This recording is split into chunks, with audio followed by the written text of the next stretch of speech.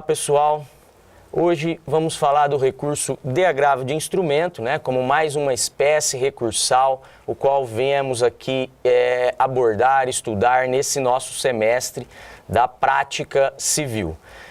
Inicialmente, cumpre mencionar que a partir de agora, no novo CPC, a gente tem um rol de hipóteses específicas, de decisões interlocutórias que seriam ali atacáveis por meio do recurso de agravo de instrumento. Essas hipóteses se encontram previstas, num rol taxativo, no artigo 1015 do CPC. Fora dessas hipóteses, o CPC agora nos traz que, havendo interesse da parte em recorrer, se não estiver contemplada as decisões interlocutórias no rol do artigo 1015, a parte deve ali apresentar a sua irresignação nas razões de apelação, quando estivermos falando então do recorrente, ou nas contrarrazões de apelação, quando estivermos então falando dessa irresignação apresentada pelo recorrido.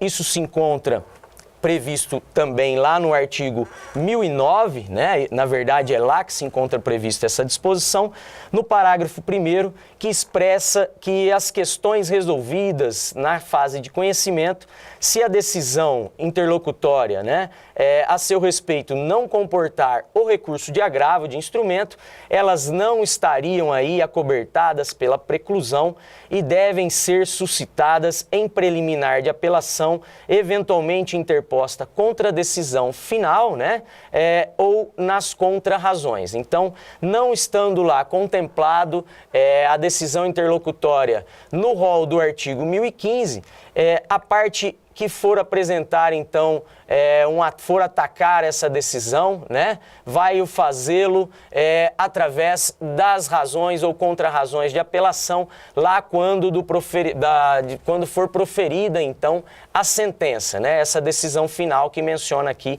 o dispositivo que acabamos de fazer a leitura. Alguns exemplos, então, de decisões interlocutórias não contempladas ali no 1015 e que seriam, então, atacáveis por meio do recurso de apelação. Uma delas, a questão do indeferimento de provas, o requerimento lá da produção de prova oral, um requerimento de produção de prova pericial, sendo ele indeferido, pelo juízo, poderia aí ser passível de ataque essa decisão. Porém, a parte deveria aguardar, vai ter que aguardar, para apresentar as suas razões de resignação no momento em que for a recorrer dessa decisão através de uma apelação. Da mesma forma, as decisões interlocutórias que tratam da questão da incompetência, da arguição de incompetência, seja ela absoluta ou relativa, essa decisão que resolve a questão da arguição de incompetência também não se encontra contemplada lá nas hipóteses de decisão do artigo 1015, por isso não são atacáveis por meio de agravo e também vão ser atacadas ali por meio da apelação. Outro exemplo, decisão que indefere extração de cópias, tem previsão lá no artigo 522, parágrafo único. É claro que estamos falando de autos físicos, pessoal?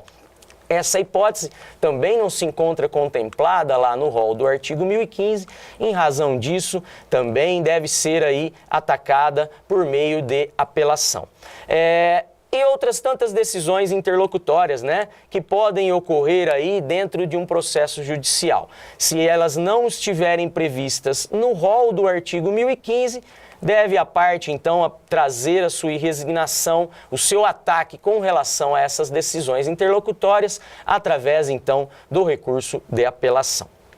Continuando, cumpre então falarmos aqui desse tal rol taxativo que tem previsão no artigo 1015 do CPC. Lá menciona que as decisões que visam, essas decisões que tratem desse assunto, são atacáveis por agravo de instrumento nos seguintes casos. Nos casos de decisão que abordem tutelas provisórias, deferimento ou indeferimento de tutela provisória, então os pedidos de tutela antecipada, os pedidos de tutela cautelar, essas decisões interlocutórias seriam atacáveis pelo recurso de agravo. Também é através do recurso de agravo que vai se atacar as decisões relativas ao mérito da causa, mas aí está mencionando o CPC aquelas decisões de julgamento parcial, antecipado parcial de mérito, né? Não é um julgamento total do mérito, então o processo prossegue, né, com relação a outra parcela, e essa decisão que resolve apenas uma parte do mérito, ela não é uma sentença, né? Não é uma sentença porque não põe fim à fase cognitiva do procedimento comum, como reza lá também o CPC. Nesse sentido, essa decisão parcial de mérito, uma vez de que não se ataca sentença, essa decisão ela é atacável por meio de agravo de instrumento, nos termos aqui do artigo 1015, inciso 2, combinado lá com o artigo 356, parágrafo 5º do CPC. Outra hipótese de decisão interlocutória atacável por agravo é a decisão que aborda a rejeição da alegação de convenção de arbitragem. Quando as partes, então, trazem a lume a alegação da convenção de arbitragem, desse compromisso, desse acordo convencionado pelas partes para solução do litígio através do juízo arbitral, né, como uma forma e alternativa da solução dos conflitos, e, no caso, o juiz rejeitando, então, essa alegação da convenção, da existência dessa convenção de arbitragem, seria essa decisão atacável por meio do recurso de agravo de instrumento, nos termos do artigo 1015, inciso 3. Outra hipótese é a contemplada no inciso 4, né, de decisão interlocutória sobre incidente de desconsideração de personalidade jurídica, né, desconsiderando então a personalidade das pessoas jurídicas e buscando ali nessas hipóteses, né, a execução do patrimônio comum ali, daquele patrimônio que passa então, após a desconsideração, ser comum da pessoa jurídica e da pessoa física como um único personagem, né, passível aí da execução. Então, nessa hipótese de decisão que trate da desconsideração da personalidade jurídica, né, essa questão desse incidente processual, essa decisão é passível de ataque por meio de agravo de instrumento. O inciso 5 do 1015 menciona a questão da rejeição do pedido de gratuidade de justiça ou o acolhimento, né, ou revogação do pedido de gratuidade no decorrer do processo. Então, nessas hipóteses que tratam de rejeição ou acolhimento da gratuidade ou a sua revogação no processo judicial, essa questão também é atacável por meio, essa decisão do juízo de primeiro grau, né, é atacável aí por meio do recurso de agravo de instrumento. Além disso, também é atacável por agravo a decisão interlocutória que resolva a questão da exibição ou posse de documento ou coisa, né? A possibilidade de pedido de exibição de documento ou coisa encontra previsão lá no 396 e seguintes do CPC, e na decisão do juízo com relação a esse pedido também seria atacável por meio do recurso de agravo de instrumento, uma vez de que ele se encontra previsto aqui explicitamente no rol do artigo 1015. Outras hipóteses, a do inciso 7, que menciona a exclusão de litisconsorte, né? O litisconsorte é aquele que figura, então, num dos polos da relação jurídica com uma das partes, né? E nesse sentido, decisão do juízo pela exclusão do litisconsorte seria também atacável por meio de agravo. Outra hipótese contemplada no inciso 8, diz respeito à rejeição do pedido de limitação do litisconsórcio, né? Isso também tem previsão no CPC, está lá no artigo 1013, parágrafo 1º, né? Naquelas hipóteses em que o juiz entender que vai dificultar e vai atrapalhar, né, na celeridade do processo, ele poderia aí limitar o número de litisconsorte na ação, né, a fim de não prejudicar o andamento processual. Nesse sentido, eventual rejeição por parte do juízo contra esse pedido de limitação do litisconsórcio, ela é atacável aí, essa decisão interlocutória, por meio do recurso de agravo. O inciso 9 do artigo 1015 traz a hipótese de decisão interlocutória sobre admissão ou inadmissão de intervenção de terceiros, né? Aquelas hipóteses, então, em que terceiros vêm ingressar na relação jurídica através desse expediente, né? Dos expedientes de intervenção, né? A denunciação da lide, seria a hipótese, então, e outras hipóteses legais, seriam, então, essa decisão de admissão ou inadmissão seria atacável por meio do recurso de agravo de instrumento, uma vez de que tem assento, tem previsão expressa nesse inciso 9 do artigo 1015. Já o inciso 10, ele contempla a hipótese de decisão interlocutória de concessão, modificação ou revogação do efeito suspensivo aos embargos de execução, né? Então, essa hipótese é típica das ações de execução de título extrajudicial, né? E nessas execuções, uma vez apresentados os embargos, se houver concessão, se houver modificação ou revogação do efeito suspensivo, né? Concedido a esses embargos, essa decisão interlocutória é atacável por meio de agravo de instrumento. E o inciso 11 do artigo 1015 menciona outros casos expressamente previstos em lei, né? Como, por exemplo, aqui o 354, parágrafo único do CPC, que trata das hipóteses de extinção do processo, né? No qual essa decisão interlocutória lá contemplada no 354 seria atacável aí por recurso de agravo de instrumento, ok?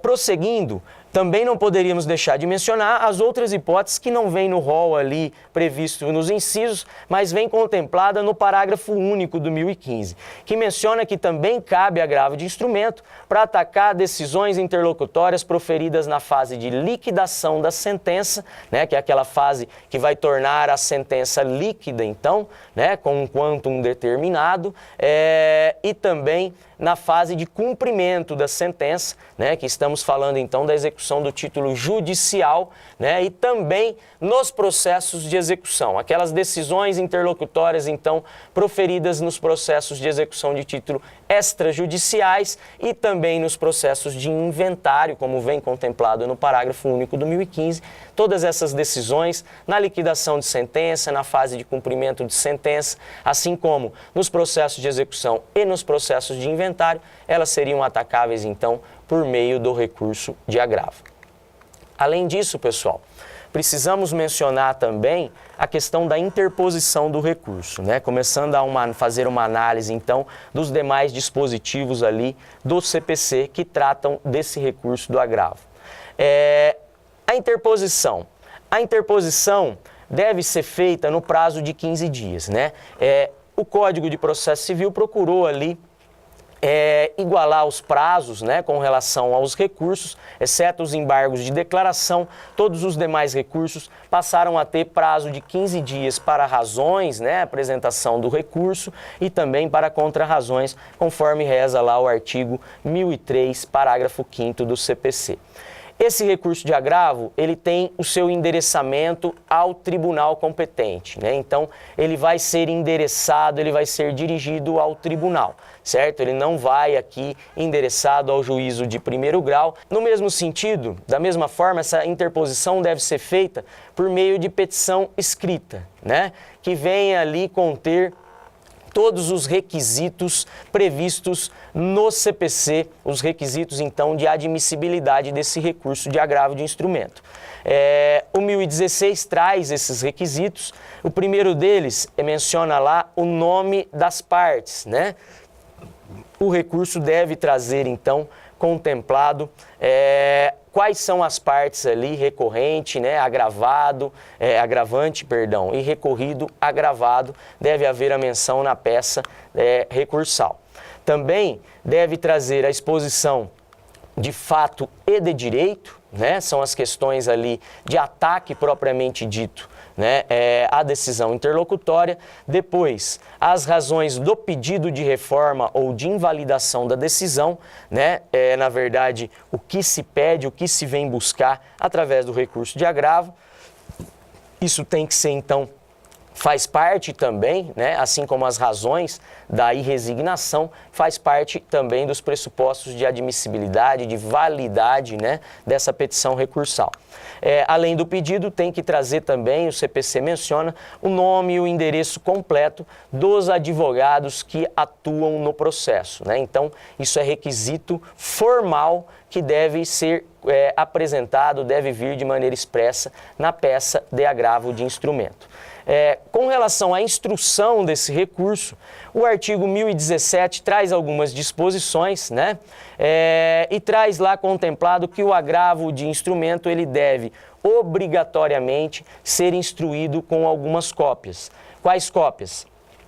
Cópia da petição inicial, cópia da peça de contestação, cópia da petição que ensejou a decisão agravada e cópia da própria decisão agravada, né? Então, se for, por exemplo, uma decisão interlocutória que trate do deferimento da gratuidade de justiça ao autor, né, ainda não houve contestação. Então, nesse caso, não havendo a contestação, ela não vai ser juntada, né? Mas da mesma forma, no caso dela ter sido apresentada e a decisão interlocutória trate lá, por exemplo, de uma intervenção de terceiros pleiteada pelo réu, né? A parte, então, deve trazer a cópia da petição, a parte agravante, a cópia da petição, a cópia da contestação, a cópia da petição, da decisão que ele vai atacar, do qual ele não concorda, né? Está agravando, e também essa é a decisão, né, propriamente dita, e cópia da petição que ensejou o juízo a tomar essa decisão, né? Então, esse instrumento de agravo, ele deve estar composto, integrado por todas essas peças obrigatórias, ok?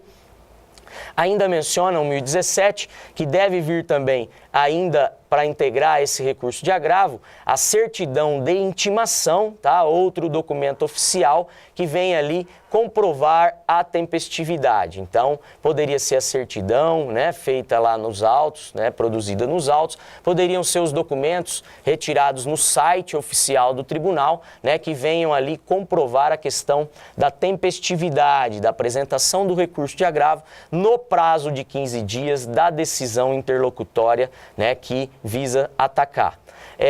Também deve ser anexado a esse instrumento de agravo as procurações outorgadas aos advogados, né, do agravante e do agravado, né? Então, deve necessariamente ser extraído cópia dessas procurações lá no processo, a parte tem que localizar essas procurações, extrair cópias para também anexar obrigatoriamente ao seu recurso de agravo, porque tem previsão legal no 1017 do CPC.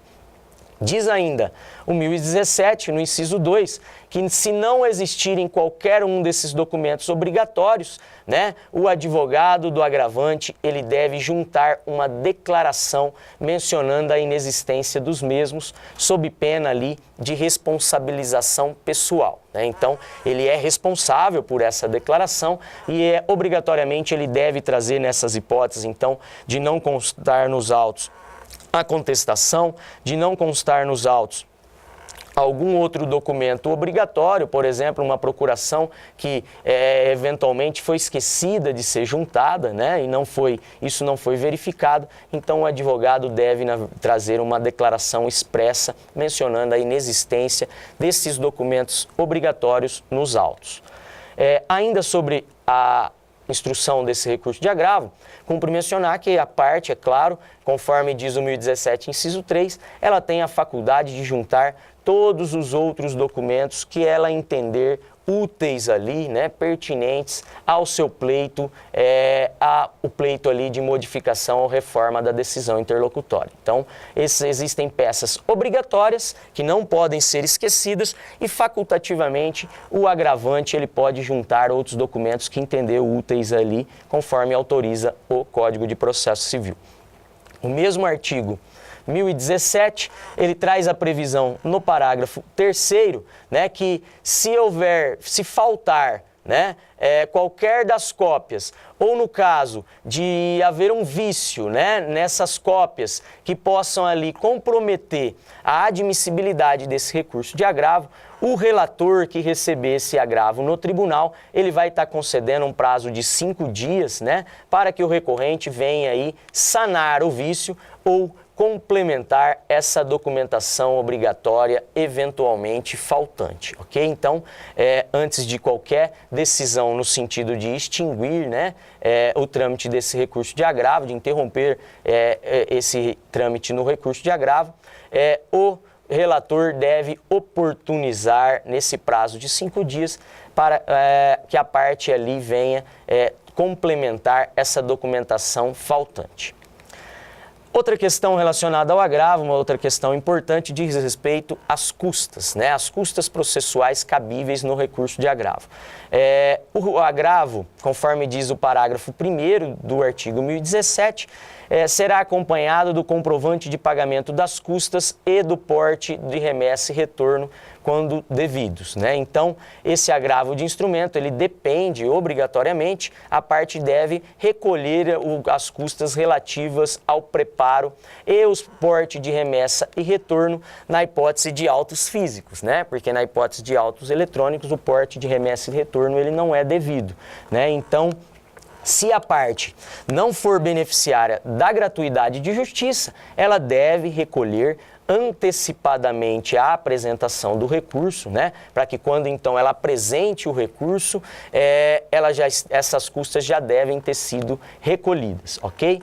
Caso essas custas não tenham sido recolhidas, como diz o 1007, que nós tivemos a oportunidade de analisar quando estudávamos a teoria geral, a parte que não recolhe as custas dos recursos no momento da interposição, ela vai ter que recolher essas custas em dobro, né? Sob pena de deserção, conforme diz lá o parágrafo 4º do artigo 1007. Então, o comprovante de custas, ele deve obrigatoriamente, necessariamente ser apresentado no momento da interposição, exceto na hipótese de concessão do benefício da gratuidade, que aí a parte estaria, não haveria ali a necessidade de recolhimento dessa custa processual, ok? Da mesma forma, uma outra questão pertinente aqui, importante para mencionar dentro dos nossos estudos do recurso de agravo de instrumento, é a juntada da cópia do agravo nos autos do processo principal, né? E a possibilidade do juízo onde corre o processo, né, ele se retratar da sua decisão, né? Revendo então a decisão interlocutória. Menciona o Código de Processo Civil, lá no artigo 1018, né, que o agravante ele poderá requerer a juntada perante o juízo de primeiro grau de uma cópia, né, dessa petição de agravo de instrumento, juntando também ali o comprovante da interposição desse agravo e a relação, né, dos documentos que instruíram o recurso de agravo de instrumento. Isso é o que tem assento lá no caput do artigo 1018, né, pessoal? E possibilitará aí o juízo de retratação do magistrado ACO, né, na forma prevista ali no artigo 1018, parágrafo 1º. Então, uma vez apresentada essa cópia, né, o juízo vai poder se retratar com relação à decisão interlocutória, conforme menciona o parágrafo 1º, tá? Essa juntada, que nos autos eletrônicos o código menciona que o agravante poderá requerer a juntada, em autos físicos, essa juntada ela é obrigatória, tá? Como diz lá o parágrafo 2º, tá? Então, deve a parte obrigatoriamente juntar no prazo de 3 dias essa peça do agravo de instrumento, acompanhado ali do comprovante da sua interposição, bem como a relação dos documentos que instruíram o agravo. Então, em autos físicos, essa juntada é obrigatória, tá? Nessa hipótese, uma vez não juntado esse comprovante, o agravo de instrumento ele não vai ser sequer admitido, né? Na hipótese da parte se esquecer, né? Na hipótese da parte não vir a juntar essa cópia, que é obrigatória nos autos físicos, né? Esse recurso não será admitido, conforme assento lá no parágrafo 3º do artigo 1018. Outra questão e agora já adentrando a questão do processamento, né, desse recurso junto ao tribunal, uma vez apresentado, né, o artigo 1019 menciona que, salvo nas hipóteses do 932, incisos 3 e 5 do CPC, né, naquelas hipóteses de extinção prematura pelo relator do processo, né, seja por questão de inadmissibilidade recursal, né, seja por questão de contrariar lá uma súmula do STF, né, por exemplo, que se encontra contemplada ali nessas hipóteses do 932, ao ser recebido, né, não sendo essas hipóteses de extinção prematura, então, do recurso, ao ser recebido, ele vai ser distribuído imediatamente a um relator, né, ali dentro do tribunal. Num prazo aí de 5 dias, né, o relator, então, vai decidir sobre a atribuição do efeito suspensivo, né, porventura ali requerido nesse recurso de agravo, e aí, então, é quando ele vai deferir ou indeferir, né, a antecipação de tutela ou o efeito suspensivo, né, de maneira total ou parcial dentro ali daquela pretensão recursal, tá? Então, após a distribuição, né, por sorteio ao relator, ele recebe os autos do agravo e em 5 dias ele vai poder ali atribuir ou não, né, antecipando ali os efeitos desse recurso, né, os efeitos pretendidos através desse recurso de maneira total ou parcial, ok? Essa decisão do relator, obrigatoriamente, ela é comunicada ao juízo ACO, ok? Isso é o que diz o artigo 1019, inciso 1º. O inciso 2º do 1019 fala a respeito das contrarrazões, né? Aí, o próximo passo dentro desse processamento é o relator, então, ordenar a intimação do agravado, né? Seja pessoalmente, se ainda não tem advogado nos autos, ou por meio do seu advogado já constituído nos autos, esse advogado que foi informado na petição de agravo, né? Para que ele, então, venha, em nome do recorrido, em nome do agravado, apresentar as contrarrazões ao recurso no prazo também de 15 dias, né? Facultando aí também ao agravado juntar a documentação que ele entender necessária, que ele entender ali útil ao julgamento do recurso em seu favor, ok? Da mesma forma, o inciso 3 desse artigo 1019 menciona que o relator vai determinar em seguida a intimação do Ministério Público, né? Naqueles casos em que o Ministério Público atua, seja na qualidade de parte, seja na qualidade de fiscal da lei, né? A custo legis, nessas hipóteses, o Ministério Público aí, então, é intimado a se manifestar pelo relator nessas hipóteses de intervenção, também no prazo de 15 dias. Feito isso, a fase seguinte do processamento é marcar uma data para o julgamento, né?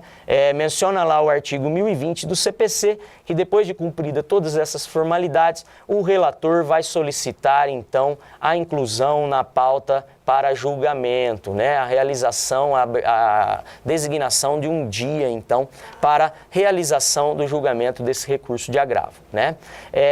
Diz o código, nesse mesmo dispositivo, que esse pedido, né, essa solicitação, essa marcação deve ser num dia aí, não superior a 1 mês ali da intimação do agravado, ok? Deve-se buscar designar dentro desse prazo de 1 mês, esse prazo aí, né, é impróprio, ok? Da mesma forma, falando agora então já mais sobre a confecção da peça, né, de que modo vamos trabalhar a confecção dessa peça de agravo, vem aquele questionamento sobre a necessidade ou não da apresentação de 2 petições distintas, né? Uma petição de interposição e uma petição trazendo lá as razões recursais, as razões do agravo propriamente dito, né?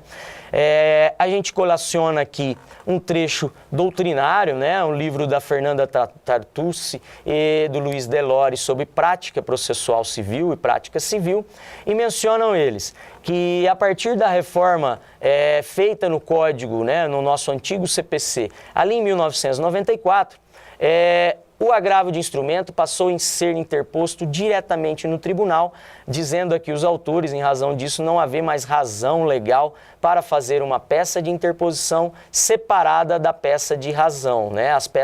A peça de razões recursais.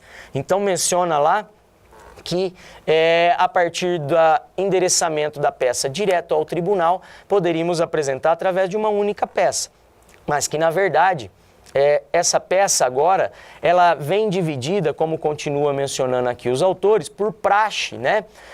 Em duas partes, né? A primeira, trazendo a interposição, né? Mencionando lá, destacando a questão dos requisitos de admissibilidade, né? Para trâmite, para admissibilidade e processamento desse recurso junto ao tribunal, e depois, numa segunda parte da petição, trazendo lá as razões propriamente ditas, né? As razões recursais, o ataque à decisão interlocutória, o pedido de reforma dessa decisão interlocutória ou de anulação propriamente ditos, né? Então, ainda vamos seguir ali por praxe essa ideia de divisão da peça de agravo em duas partes, como trabalhamos também no nosso recurso de apelação, né, que acabamos aqui de estudar. De que forma, então, montaríamos a nossa peça de interposição e depois a nossa peça de razões recursais? A peça de interposição, ela deve conter, então, inicialmente o endereçamento, né, ao tribunal competente, né, o endereçamento, então, direto ao tribunal, tá, pessoal? Nós não vamos endereçar ao juízo de primeiro grau, como fizemos com a apelação, né, uma vez de que na apelação o CPC menciona que o juízo competente o juízo de endereçamento sim o juízo de primeira instância. Mas o agravo a gente vai endereçar ao juízo do tribunal competente, né, como juízo que vai ser encaminhado a nosso recurso de agravo, conforme previsão no artigo 1016 do novo Código do CPC, ok? Deve trazer também essa petição de interposição os dados do processo, né? Os dados do processo na origem, né? Mencionando lá, então, quais são as partes do processo, mencionando o número do processo na origem e qual o juízo que tramita, né? Se é o juízo da primeira vara civil, se é o juízo da terceira vara da infância e juventude, se é qual, então, o juízo de primeira instância no qual proferiu a decisão interlocutória que está sendo passível de ataque. Depois, devo trazer o nome e a qualificação das partes, né, conforme assento lá no 1016, a questão da qualificação, pessoal, aquela discussão se deve haver ou não deve haver, né, podendo ali se utilizar daquela expressão já qualificado nos autos, né, mas que, conforme eu costumo dizer, né, não vamos pecar pelo excesso, né? Se a gente colocar aquelas expressões lá, qualificação completa dentro da nossa petição recursal de agravo, né? Uma vez de que isso é ali analisado por quem faz a correção nas provas da OAB, e aí é uma questão subjetiva. Então, se você colocar aquela expressão qualificação completa, você está ali mencionando que você se recordou de qualificar a parte. Na vida prática, né, fora dos exames da OAB, na vida prática, perfeitamente possível se utilizar daquelas expressões já qualificado nos autos, né, uma vez de que a parte já foi qualificada através ali da petição inicial, da contestação, quando falamos ali da parte ré, né, da parte aí recorrida, ok? Outra questão que obrigatoriamente vem mencionada ali na minha petição de interposição, né, para as provas da OAB, principalmente, uma vez de que conta ponto, né, isso tem uma pontuação específica, é a apresentação da fundamentação legal para a interposição, né?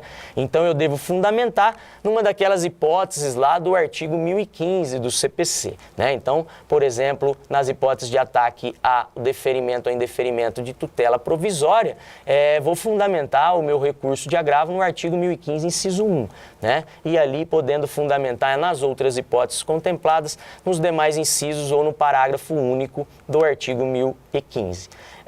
Ainda, eu devo também trazer na minha petição de interposição né, se houver ali o pedido de efeito suspensivo ou de tutela antecipada, né, eu já devo indicar desde logo na minha peça de interposição do agravo, né, eu já devo trazer ali então essa menção a respeito do pedido de efeito suspensivo, né, ou seja ele o efeito suspensivo quando nós estivermos falando de uma decisão que é positiva, que concedeu, né, o pedido da parte, e aí busca-se suspender essa decisão positiva, e tutela antecipada, quando nós buscamos conceder um efeito positivo àquela decisão que foi negativa, né? Então o juiz nega, por exemplo, o pedido, e o que a parte visa é a concessão do efeito suspensivo ativo, né? Concedendo ali uma tutela antecipada que vai dar um efeito positivo àquela decisão proferida negativamente, né? Nesse sentido, também já devo, na petição de interposição, mencionar o pedido de efeito suspensivo, ok? Devendo também essa petição trazer ali o nome e o endereço completo dos advogados que estão, que integram o processo, né? Que fazem parte ali, que atuam dentro desse processo, porque é requisito obrigatório da peça de agravo, né? Conforme assento lá no inciso 4 do 1016.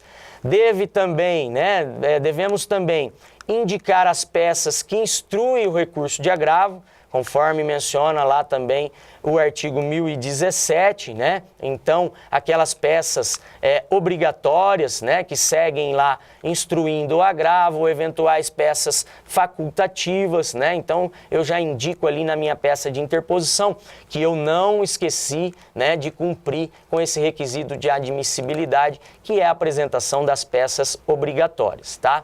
E também juntando ali, mencionando nessa peça de interposição, o correto pagamento das custas, né? O recolhimento do preparo, o recolhimento do porte de remessa e retorno na hipótese de autos físicos, né? Eu já devo também na peça de interposição mencionar que esse requisito de admissibilidade do recurso também foi preenchido, também foi atendido pela parte recorrente. E finalmente, eu encerro a petição de interposição com aquela data e assinatura do advogado, lembrando, é claro, que vocês não assinam com o nome de vocês, né? Não pode ser identificada a peça nas provas da OAB, é só aquela menção, né? Advogado e OAB, tracinho, 3 pontinhos, é aquela menção, né, que vai identificar ali que naquele local viria a assinatura de vocês, ok? E a peça de razões recursais, né? A segunda parte, então, do meu recurso de agravo. Essa parte, né, da petição de agravo, eu começo com aquela saudação, né, ao tribunal competente, conforme nós também trabalhamos lá no recurso de apelação. Então vem lá o egrégio tribunal, colenda Câmara, né, ínclito julgadores, eu faço aquela saudação ao tribunal.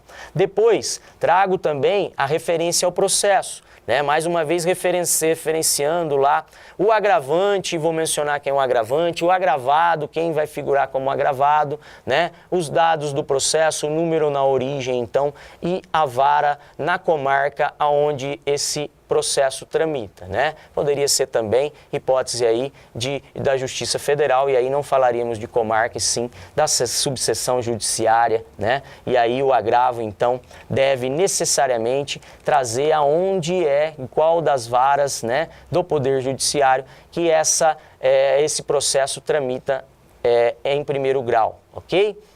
Da mesma forma, eu trago lá na minha petição de razões recursais, e aí eu começo a trazer os fatos e os fundamentos jurídicos do pedido, né?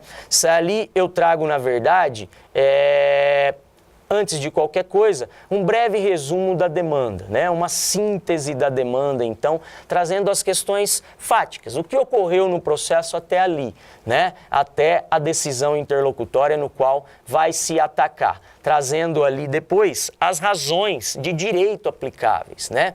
O porquê, então, essa decisão não estaria correta, qual o direito que vai amparar a pretensão da parte, né? É a chamada causa de pedir, né, pessoal? A causa de pedir aqui, recursal, trazendo as questões fáticas e as questões de direito que vão amparar essa pretensão recursal. Depois, então, deixando de maneira bem clara as razões do inconformismo, né? Trazendo lá todas as teses de direito material, as teses de direito processual, que vão ali amparar esse inconformismo da parte. Isso é o que menciona lá o inciso 3 do artigo 1016 do CPC, tá? Então essas razões de inconformismo são trazidas ali obrigatoriamente dentro do recurso de agravo, né? E depois eu já vou então finalizar a petição de agravo trazendo os pedidos, né? O pedido ali de reforma e de invalidação da decisão interlocutória atacada, né? Esse é o pedido principal do meu recurso de agravo, é o quê? Que então o tribunal reforme, né, ou invalide aquela decisão que foi equivocadamente proferida, né? Por fim, fecho então após o pedido de reforma ou invalidação, eu faço então o fechamento da minha peça recursal de agravo, também com a data e assinatura do advogado, né? Mais uma vez mencionando, sem qualquer identificação por parte de vocês, ok, pessoal? Essas são as questões da parte teórica do recurso de agravo que cumpria para a gente trazer para vocês, e a gente volta depois com as questões e o exercício resolvido, né, a respeito dessa espécie recursal, o agravo de instrumento que estamos estudando. Obrigado a todos, forte abraço.